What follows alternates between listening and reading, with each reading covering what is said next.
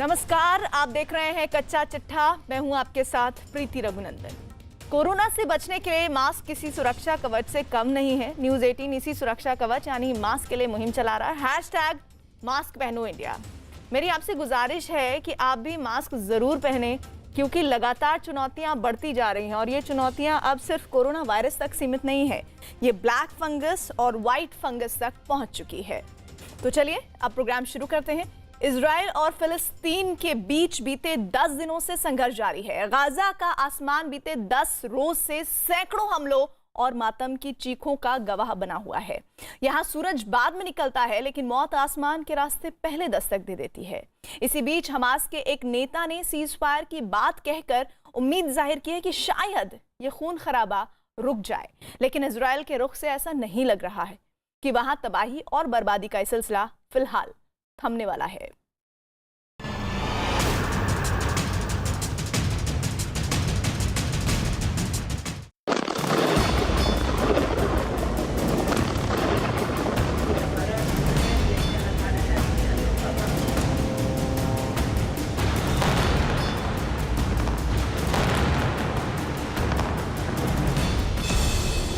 Gaza पर फिर गिरी गाज।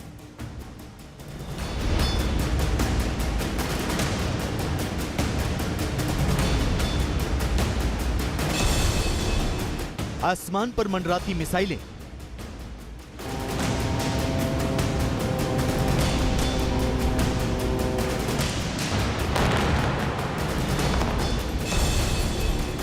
मातम बरसाती मौत की मिसाइलें।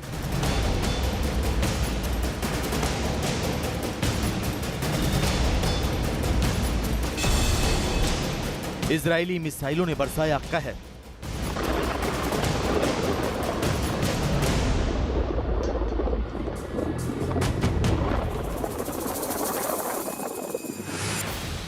बीते 10 रोज से ये आसमान रात के अंधेरे में ऐसी ही चमकदार रोशनी और तेज धमाकों के साथ साथ तबाही के गुबार का गवाह बन रहा है। आसमान से बरसते रॉकेट, बम और मिसाइलों का शोर जैसे ही थमता है तो सारा आलम मातम की चीखों में डूब जाता है। बारूदी गुबार जब छटता है तो खून से सने लोग जिंदगी को मौत के पंजे से छुड़ाने की जद्दोजहद करते दिखाई पड़ने लगते हैं।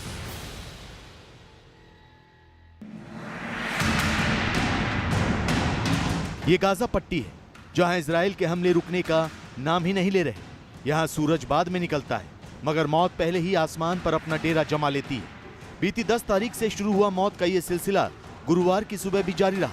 कहने को इजराइल अपने जानी दुश्मन और आतंकी संगठन हमास का वजूद मिटाने को आमादा है, मगर इस जमीन की एक सच्चाई ये भी है कि यहाँ हर गुजरते पल के साथ मौत के फौलादी और बारूदी पंजे इंसानियत को दबोच रहे हैं। والناس نائمون جميعا، ما سمعنا الا صوت اللي هو طبعا الانفجار الاول، صوت الزنانه، وقد خرقت اللي هو طبعا سقف البيت من 3 أدوار. فيه يعيش اكثر من حوالي 40 نفر. كل هؤلاء خرجوا جميعا، اقول والله وانا صادق، كلهم خرجوا، من بشعره ومن بملابسه ومن يلبس دون ملابس، من الخوف الذي اللي هو طبعا فزع اللي هو طبعا الاطفال والكبار। गाजा सिटी पर इजराइल ने गुरुवार की सुबह सुबह जबरदस्त हवाई हमला बोला। अंधेरे में डूबा गाजा का आसमान अचानक रॉकेट के शोर और बारूदी रोशनी से चमक उठा। इजराइल के इस ताजा हमले में कम से कम 6 फिलिस्तीनी मारे गए और दर्जनों बुरी तरह जख्मी हो गए।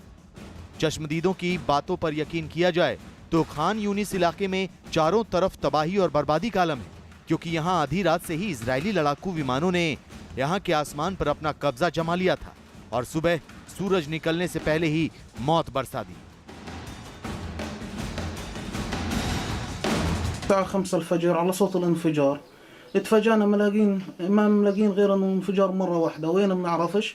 مرة تانية انفجار تاني على طول حربي من غير لا سابق انذار، لا خلينا ولا سابق انذار ولا اي حاجة. اتفاجأنا لقينا الدنيا كلها مدربكة، ضاربين دار جيراننا واحنا بيننا وبينهم متر شارع، فكل الضربة اجت حمل هواية اجى كله فينا. استشهدت مرت عمي وعندي إصابتين.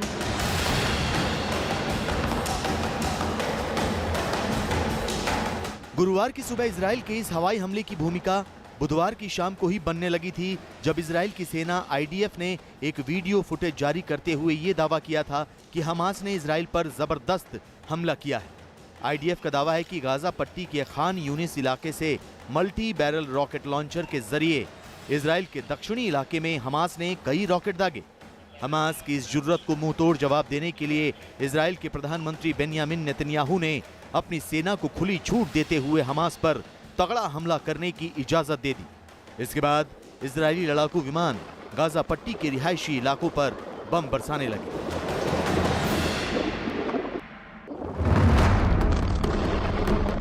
गुरुवार की सुबह एक जबरदस्त धमाके ने गाजा पट्टी के समूचे इलाके को बुरी तरह दहला दिया। इस बीच इजराइल के प्रधानमंत्री बेन्यामिन नेतन्याहू ने ऐलान किया है कि फिलिस्तीनी उग्रवादी गुट हमास के खिलाफ भीषण हमले जारी रहेंगे। नेतन्याहू का यह बयान ऐसे वक्त पर आया है जब दुनिया भर से दोनों पक्षों के बीच शांति की अपील की जा रही है। इजरायली पीएम ने कहा कि इजराइल के सभी लोगों की सुरक्षा और शांति की बहाली होने तक हमास के खिलाफ कार्रवाई जारी रहेगी। आईडीएफ का दावा है कि हमास के कमांडरों के ठिकानों में से एक ठिकाने को पूरी तरह से तबाह कर दिया गया है। दक्षिण गाजा पट्टी की सीमा पार बनी एक 20 मीटर गहरी सुरंग को भी बर्बाद कर दिया गया है। इसके अलावा दूसरे ठिकानों को भी निशाना बनाया गया, जिनमें सैन्य परिसर और रिहायशी इलाके शामिल हैं। आईडीएफ के मुताबिक गाजा शहर में हमास के 5 सैन्य परिसरों पर भी हमला किया गया। उधर खबर यह भी सामने आ रही है कि अमेरिका के राष्ट्रपति जो बाइडेन की शांति की अपील को भी इजरायली प्रधानमंत्री बेन्यामिन नेतन्याहू नहीं मान रहे। इस बीच अमेरिका ने बुधवार को कहा था कि वो संयुक्त राष्ट्र के सीज फायर कराने के प्रस्ताव का विरोध करता है। अमेरिका ने यह भी कहा कि बाइडेन प्रशासन के प्रयासों से इस संकट को खत्म किया जा सकता है।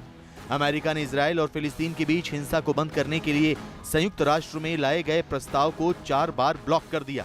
इसके बाद फ्रांस ने प्रस्ताव को तैयार किया है।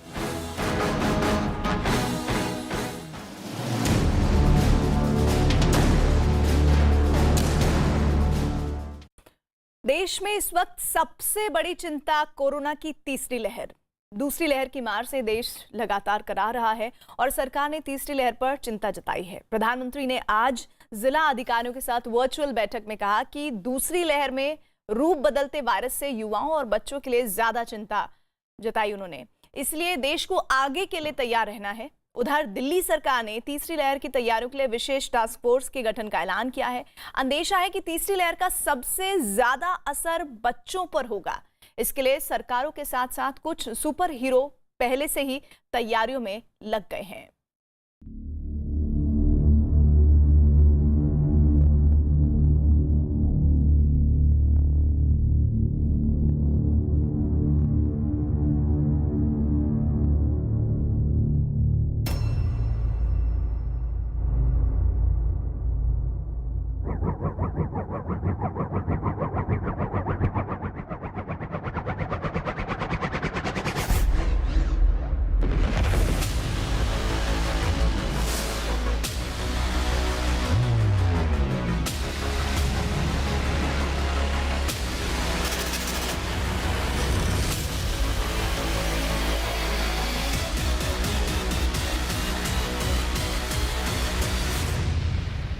सेकंड वेव के बीच वायरस म्यूटेशन की वजह से अब युवाओं और बच्चों के लिए भी ज्यादा चिंता जताई जा रही है। अभी तक हमारी जो रणनीति रही है, आपने जिस तरह फील्ड में काम किया है, उसने इस चिंता को उतना गंभीर होने से रोकने में मदद तो की है, लेकिन हमें आगे के लिए और अधिक तैयार रहना ही होगा।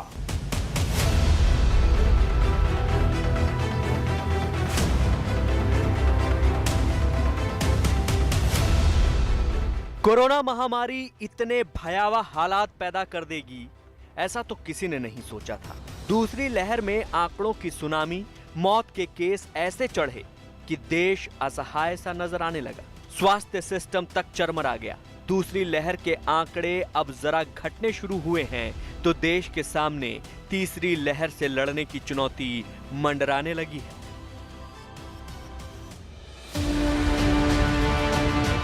प्रधानमंत्री मोदी ने आज जिला अधिकारियों के साथ बैठक में कहा कि दूसरी लहर से गांव को बचाने के लिए आपका अनुभव और नीतियां काम आने वाली हैं। रूप बदलते इस धूर्त वायरस से भविष्य में बचने के लिए भी देश को तैयार रहना होगा। सबसे पहला काम आप कर सकते हैं कि अपने जिले में युवाओं, बच्चों में संक्रमण और उसकी गंभीरता के आंकड़े व्यवस्थित करें। अलग से उस पर रेगुलर आप एनालिसिस कीजिए। आप स्वयं भी, मेरा सभी आप प्रमुख अधिकारियों से आग्रह है कि आप स्वयं भी उसका आकलन करें। इससे आगे के लिए तैयारी करने में मदद मिलेगी। तीसरी लहर का सबसे बड़ा खतरा बच्चों पर मंडरा रहा है, जिसका असर उत्तराखंड में देखने को मिला। उत्तराखंड में करीब 3000 बच्चों के कोरोना पॉजिटिव होने की खबर है। उत्तराखंड में बीते 45 दिन में 9 साल तक के करीब 3000 बच्चे कोरोना की चपेट में आ चुके हैं। डॉक्टरों के मुताबिक राज्य में बीते 10 दिन में बच्चों के पॉजिटिव होने की रफ्तार बढ़ गई है। अस्पतालों में जो बच्चे भर्ती हुए हैं वो एक बच्चों में इसका जो कोविड-19 महामारी का दुष्प्रभाव है, जिसको हम मल्टी सिस्टेमिक इन्फ्लेमेटरी सिंड्रोम भी कहते हैं, उसका असर बहुत ज़्यादा बच्चों में नहीं देखा गया और साधारण सुरक्षात्मक तौर पर जो इलाज लक्षणों के आधार पर बच्चों को दिया जाता है, उससे बच्चों में सुधार आ रहा है। तीसरी लहर के बारे में डॉक्टरों का कहना है कि ये बच्चों के लिए घातक साबित होगी। संभावनाएं कही जा रही है, ऐसा नहीं कि वो आएगी ही, और आएगी तो कितनी बड़ी आएगी। मुझे लगता है कि सेकेंड वेव को प्रेडिक्ट करने में कहीं ना कहीं गलती हो गई हम लोगों से ना। पहले और दूसरे वेव में जो परिवर्तन था बच्चों में, इसको सोच करके एंटीसिपेट किया जा रहा है कि थर्ड वेव में और ज़्यादा इफेक्ट हो सकते हैं। और जो वेरिएंट नया फैला है इस समय, जो किसी भी कंट्री या किसी के नाम से ले, जो B.16172 की बात हो रही है, तो डेफिनेटली ये बच्चों में ज़्यादा इफेक्ट कर रहा है। दूसरी लहर के चोट से देश अभी उभर नहीं पाया कि तीसरी लहर का खतरा देश पर मंडराने लगा है। ऐसे में सरकार के साथ साथ इस बड़े खतरे से निपटने की तैयारी में लोग सामाजिक स्तर पर भी जुट गए हैं।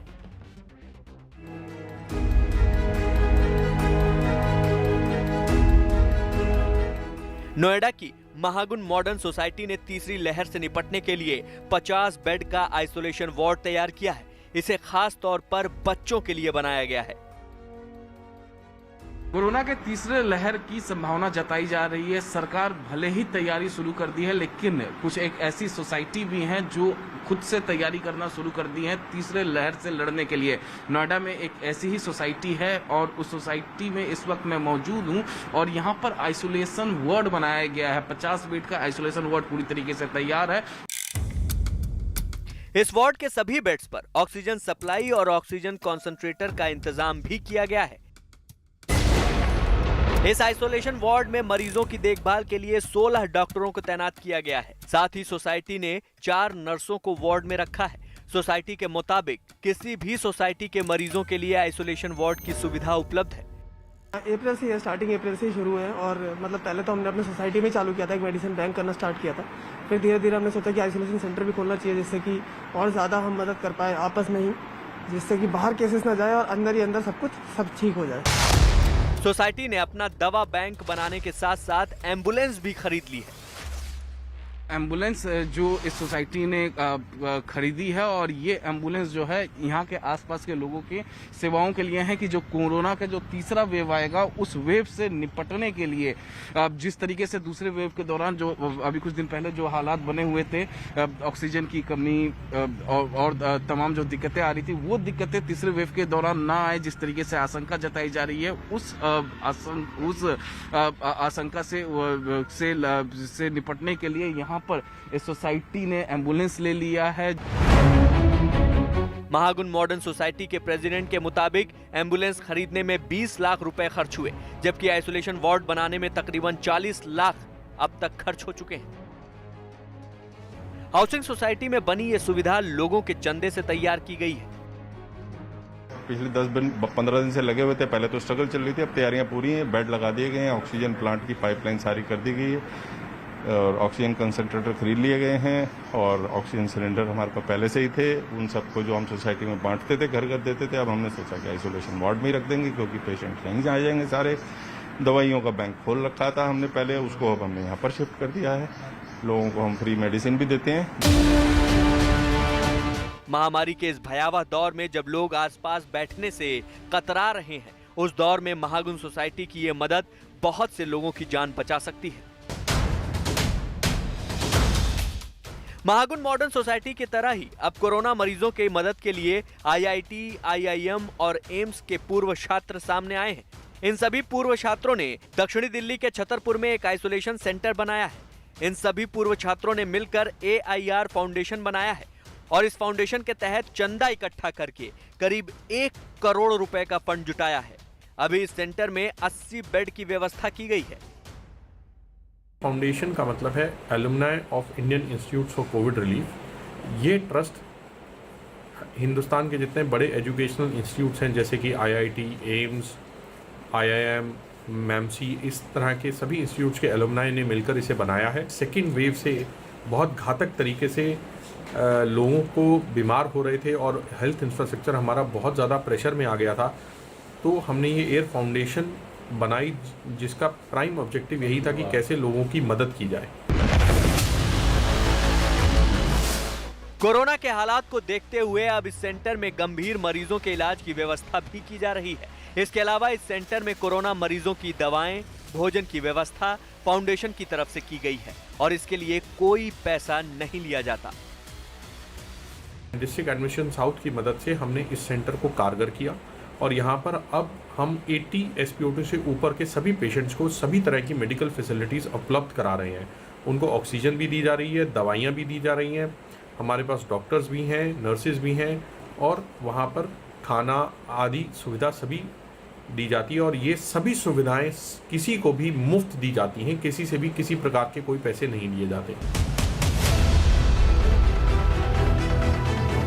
दूसरी लहर से लोगों के मन में कोरोना का डर और गहरा हो गया है और जब देश के सिर पर तीसरी लहर आने का खतरा मंडरा रहा है तो लोग खुद ही जान बचाने का साजो सामान जुटा रहे हैं ताकि अपनी जान के साथ साथ दूसरों की जान बचाकर भी जन सेवा की जा सके।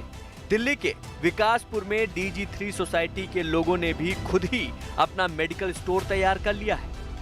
ये तस्वीर आप देख रहे हैं कि किस तरीके से एक पूरा मेडिकल स्टोर यहाँ पर क्रिएट किया गया है, जिस सोसाइटी के लोगों के लिए बनाया गया है। यहाँ पर आप देख रहे हैं ऑक्सीजन सिलेंडर्स आपको नजर आ रहे हैं, कॉन्सेंट्रेटर्स नजर आ रहे हैं, जो सैनिटाइजेशन के लिए किट्स होती हैं, स्प्रेज होते हैं, वो दिख रहे हैं और सबसे अहम बात यहाँ पर दवाइयाँ आपको नजर आ रही हैं। ये तमाम दवाइयाँ वो हैं जो कोविड के लिए इस्तेमाल की जाती हैं। जो माइल्ड सिम्टम के तमाम लोग घर पे होते हैं, जो दवाइयाँ उन्हें सजेस्ट की जाती है, प्रिस्क्राइब की जाती हैं। एक तो जो सबसे बड़ी समस्या ऑक्सीजन की थी वो हमने दूर कर दिया। हमारे पास 6 से 7 बड़े ऑक्सीजन सिलेंडर हैं, 2 ऑक्सीजन कंसंट्रेटर है, ऑक्सीमीटर तो हमारे पास बहुत सारे हैं जो हम फ्री ऑफ कॉस्ट देते हैं। मेडिसिन जो इम्पोर्टेंट मेडिसिन है, फेविफ्लू हो, मिड्रोल हो, जो मार्केट में अवेलेबल नहीं होते हैं, इस तरह के भी मेडिसिन हम लोगों ने अपनी सोसाइटी के लिए लोगों के लिए रखा है। दूसरी लहर सिर्फ अकेली कहर बनकर जनता पर नहीं टूटी। इस लहर में समाज में छिपे गिद्धों ने जनता को खूब लूटा। दवाओं की कालाबाजारी की गई, एम्बुलेंस के दाम हवाई जहाज से भी कई 100 गुना ज्यादा मांगे गए। इन सबसे सबक लेकर नोएडा की सोसाइटी की तरह ही विकासपुर की सोसाइटी ने भी अपनी सोसाइटी के लिए एम्बुलेंस का इंतजाम खुद कर लिया है। तो अब एम्बुलेंस की तस्वीर आपको दिखाते हैं। ये देखिए आप, इसे एम्बुलेंस में तब्दील किया गया है। ऑक्सीजन सिलेंडर, ह्यूमिडिफायर, फ्लोमीटर, तमाम चीज़ों के साथ एक सिलेंडर को तैयार किया गया है जो इमरजेंसी सिचुएशन में काम आ सके। इसके साथ साथ अटेंडेंट के लिए PPE सूट भी नजर आ रहा है, मास्क है, ग्लव्स हैं, शील्ड है, तमाम चीज़ों को यहाँ पर लगाया गया है और साथ ही स्ट्रेचर जो पेशेंट के लिए होते हैं जिनसे निकालकर तुरंत से उन्हें अस्पताल में ले जाया जा सके, ये इंतजाम भी सोसाइटी में किया गया है। कोरोना महामारी 100 साल की सबसे बड़ी त्रासदी बनकर देश दुनिया पर टूटी है। ऐसे हालात में जब हर तरफ अंधेरा ही नजर आता है, नोएडा, छतरपुर, विकासपुरी के लिए ये लोग समाज के लिए उम्मीद की किरण बनने का काम कर रहे हैं। कराह रहे देश का यही हौसला है जो उम्मीद बधाता है कि एक दिन हम इस व्याधा से भी जीत जाएंगे।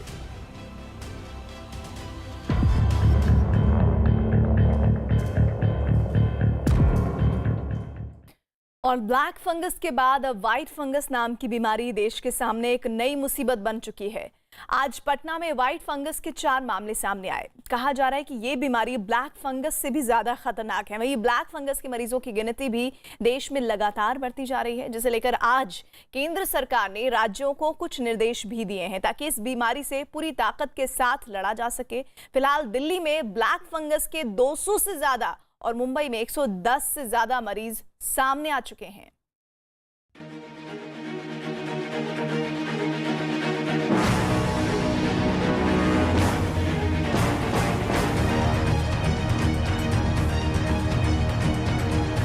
अब तक ब्लैक फंगस की दहशत थी, अब व्हाइट फंगस ने बढ़ाया खौफ। पटना में मिले व्हाइट फंगस के मरीज। एक लड़ाई खत्म नहीं हुई कि नई मुसीबत सामने है। नाम है व्हाइट फंगस। ये बीमारी क्या है, कैसे होती है, क्यों होती है, ये बात में समझाएंगे। फिलहाल इतना समझ लीजिए कि ये बीमारी अब नई दहशत बन चुकी है। पटना में व्हाइट फंगस के 4 मरीज सामने आए हैं। अब बारी आती है कि यह बीमारी है क्या। व्हाइट फंगस भी एक तरह का फंगल इन्फेक्शन है। माना जा रहा है कि ऑक्सीजन सपोर्ट वाले मरीजों में इस बीमारी का खतरा ज्यादा है। इस बीमारी में सबसे पहले फेफड़े संक्रमित होते हैं, जिसके बाद मरीज के नाखून, त्वचा, पेट, किडनी, दिमाग और मुंह के अंदर संक्रमण फैल सकता है। ब्लैक फंगस की तरह व्हाइट फंगस का भी सबसे बड़ा कारण है प्रतिरोधक क्षमता की कमी। जिन मरीजों को डायबिटीज है, स्टेरॉइड्स का लंबे वक्त तक सेवन कर रहे हैं या कैंसर की दवा पर हैं, उन्हें इस बीमारी का खतरा सबसे ज्यादा होता है। फंगस का कलर डिपेंड करता है उसके ग्रोथ पे, तो उसमें तो व्हाइट फंगस भी होती है, ब्लैक फंगस भी होती है। व्हाइट फंगस से पहले ब्लैक फंगस की बीमारी देश के सामने चुनौती बनकर खड़ी है। केंद्र और तमाम राज्य सरकारों ने ब्लैक फंगस के खिलाफ लड़ाई तेज कर दी है। केंद्रीय स्वास्थ्य मंत्रालय ने सभी राज्य सरकारों को चिट्ठी लिखी है, जिसमें ब्लैक फंगस को महामारी कानून के तहत महामारी की श्रेणी में रखने को कहा है, जिसके बाद राज्य सरकारों को ब्लैक फंगस के मरीजों की जानकारी केंद्र सरकार को देनी होगी। जो फंगल इन्फेक्शन होते हैं, ये बहुत फंगस जो होती है वो ग्रो करती है जहाँ एनवायरनमेंट थोड़ा मॉइस्ट हो, थोड़ा डैम्प हो, तो वहाँ पे ग्रो करती है, क्योंकि स्पोर्स उसके फंगस के होते हैं जो स्पोर्स सर्कुलेट करते रहते हैं और वो ग्रो करते हैं। यदि इम्यूनिटी डिप्रेस्ड है इंडिविजुअल की, तो वो फंगस ग्रो करेगी। यदि शुगर उसको मिल रही है वहाँ पे, तो ग्रो करेगी। केंद्र के निर्देश के बाद राज्य सरकारों ने ब्लैक फंगस के खिलाफ अभियान तेज कर दिया है। शुरुआत दिल्ली से करते हैं, जहां ब्लैक फंगस के 200 से ज्यादा मरीज हैं। दिल्ली के मुख्यमंत्री अरविंद केजरीवाल ने ट्वीट कर जानकारी दी कि ब्लैक फंगस के इलाज के लिए दिल्ली में LNJP, GTB और राजीव गांधी अस्पताल में अलग से सेंटर बनाए जा रहे हैं। दवाइयों का पर्याप्त मात्रा में इंतजाम किया जा रहा है और इस बीमारी को लेकर लोगों में जागरूकता फैलाई जा रही है। 3 राज्यों ने ब्लैक फंगस को महामारी भी घोषित किया था। क्या दिल्ली में अभी ऐसी स्थिति नजर आ रही है? जरूरत पड़ेगी, हम जरूर करेंगे। जो भी स्टेप्स उठाने की जरूरत है, हम जरूर सारे स्टेप्स उठाएंगे। महाराष्ट्र सरकार ने भी ब्लैक फंगस से निपटने की तैयारियां शुरू कर दी हैं। BMC ने इस बीमारी में इस्तेमाल होने वाली दवाओं का स्टॉक शुरू कर दिया है और लोगों को जागरूक भी किया जा रहा है। अपना पैलेट बोलते, जो मुंह का ऊपर का हिस्सा होता है, उसमें काला रंग दिखने लगता है और यहाँ से जब वो आँख में जाता है तो आँख पहले लाल होती है, फिर उसमें सूजन आती है, फिर आँख हिलनी बंद हो जाती है और फिर थोड़ी आँख बाहर भी निकलती है और फिर अगर 1-2 दिन में अपना जो देखने का क्षमता है, जैसे हम लोग विजन बोलते हैं, वो चली जाती है। तो ये काफी जल्दी ये होता है आँख में। हरियाणा सरकार के सामने चुनौती थोड़ी ज्यादा बड़ी है। हरियाणा में अब तक ब्लैक फंगस के 225 से ज्यादा मामले सामने आ चुके हैं, जिनमें 14 मरीजों की मौत भी हो चुकी है। इस चुनौती से निपटने के लिए हरियाणा सरकार ने राज्य के 4 मेडिकल कॉलेज में 20-20 बेड ब्लैक फंगस के मरीजों के लिए आरक्षित कर दिए हैं। चंडीगढ़ और पंजाब के सामने भी ब्लैक फंगस बीमारी एक पहेली बन चुकी है। सिर्फ चंडीगढ़ में ब्लैक फंगस के करीब 22 मरीजों का इलाज चल रहा है, जबकि अमृतसर में ब्लैक फंगस के 9 और लुधियाना में 4 मरीज सामने आ चुके हैं। सेंटर से दवाएं कुछ मिल रही हैं, कुछ नहीं मिल रही। ऐसे ब्लैक फंगस की मेडिसिन अभी तक हमारे पास नहीं आई है, तो उसकी काफ़ी डिमांड है। उत्तर प्रदेश में ब्लैक फंगस के मामले तेजी से बढ़ रहे हैं, जिसके लिए अस्पतालों में अलग वार्ड बनाए जा चुके हैं और मरीजों का इलाज शुरू हो चुका है।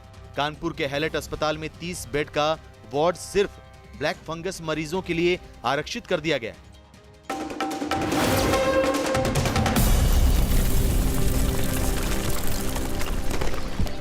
होकर कंप्लीट